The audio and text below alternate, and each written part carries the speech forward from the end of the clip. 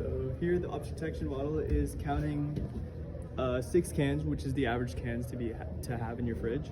But if I go in and say like remove a couple cans, it'll detect that this item is in need of reordering. So it'll add the object to my Amazon cart.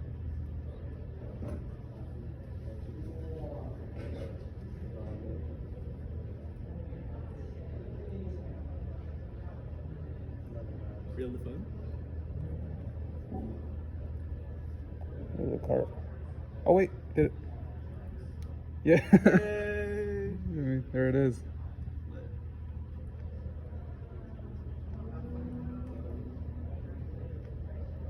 Thanks, bro.